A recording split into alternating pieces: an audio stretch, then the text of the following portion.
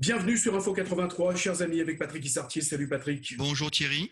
Et nous continuons notre tournée des institutions et des services également que nous faisons intervenir régulièrement sur Info 83 concernant effectivement cette crise sanitaire, le déconfinement qui en est rentré à sa deuxième phase.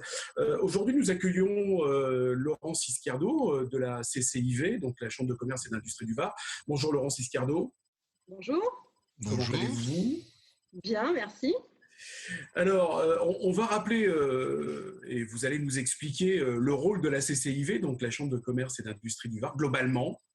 Oui, globalement, la Chambre de commerce et d'industrie en fait, accompagne le développement économique de notre territoire. Elle a pour vocation en fait, de défendre les intérêts des chefs d'entreprise, des entreprises, et va proposer tout un panel de services qui va aller finalement de la création d'entreprise jusqu'à sa cessation d'activité.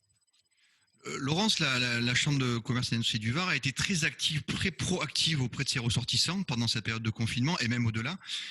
Quelles ont été les actions que vous avez menées pour vos membres et adhérents ?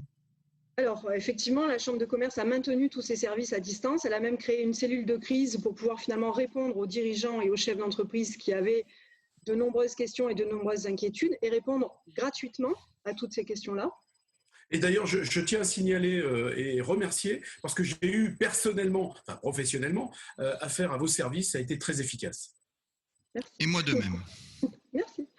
Donc effectivement, oui, la Chambre de commerce a mis en place des dispositifs qui allaient de l'accompagnement d'entreprises. Donc on a accompagné plus de 5000 entreprises, des échanges de mails avec des documents, des informations, plus de 98 000 mails envoyés et traités. Les questions essentielles qui revenaient, effectivement, c'était les problématiques déjà financières, avec la notion de montage d'aide, de prêts bancaires assez complexes, tout ce qui était aussi lié au process de déconfinement avec notamment les CHR et autres. Vous savez, toutes les normes qu'il faut mettre en place pour pouvoir ouvrir et accueillir du public. Donc les protocoles sanitaires, on appellera ça. Les fonds de solidarité, parce que c'est pareil, c'était attractif, mais quand même relativement complexe à remplir. Donc ils avaient besoin d'accompagnement. Et enfin, tout ce qui est fiscal et charges. On a eu quand même beaucoup d'effets d'annonce. Alors les charges, est-ce qu'elles sont reportées ? Est-ce qu'elles sont annulées ? Donc voilà, pour accompagner finalement les dirigeants dans ces démarches-là, avec parallèlement à ça, toutes les réglementations qui continuent de rentrer en vigueur par des décrets qui continuent à tomber. Alors concernant, Laurence Iscardo, concernant les taxes d'apprentissage, la taxe d'apprentissage. La fameuse taxe d'apprentissage, effectivement. Nombreuses ont été les entreprises, tout comme les cabinets comptables d'ailleurs, qui pensaient que cette taxe-là avait été supprimée. Donc malheureusement, c'est partiellement faux. L'État n'a pas supprimé cette taxe.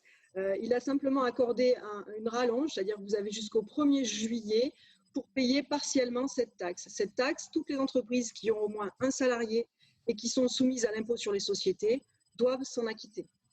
Donc c'est assez complexe, évidemment. Il y a eu des réformes qui sont venues modifier le système de répartition et de calcul. Pour simplifier tout ça, votre CCI vous propose un accompagnement au bordereau, au remplissage et à la mise en conformité qui est complètement gratuit. En contrepartie de quoi il y aura une affectation aux établissements habilités de la Chambre, notamment le Point A et Cap Format. Alors une question toute bête, il n'y a pas que vous qui essayez de collecter cette taxe d'apprentissage, excusez-moi. Pourquoi la Chambre de commerce et pas une autre institution ? Alors on est en période de solidarité.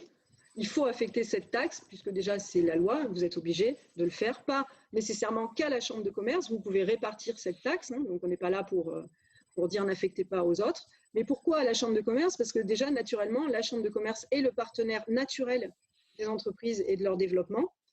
Affecter cette taxe, c'est soutenir finalement les actions de la Chambre sur votre territoire, c'est soutenir votre Chambre de commerce et c'est aussi un partenariat gagnant-gagnant. La Chambre a mis de nombreuses actions en place pour soutenir et favoriser l'emploi sur notre territoire, notamment les nuits de l'orientation, les rencontres entre les jeunes, les entreprises et les CFA, et ce, dans tous les domaines. Et toutes ces actions-là sont financées par cette taxe d'apprentissage et exclusivement par cette taxe-là. Merci. Laurence Iscardo, alors je le rappelle parce que je me suis trompé au départ, vous êtes gérante du cabinet VIP & Co, prestataire et accompagnement pour la Chambre de commerce et d'industrie du Var, et vous n'êtes pas donc intégrée à la Chambre de commerce et d'industrie du Var. En tout cas, merci pour toutes ces précisions, c'est important, et puis on espère à très bientôt sur Info 83. Merci à vous, au plaisir. Merci, portez-vous bien. Vous aussi.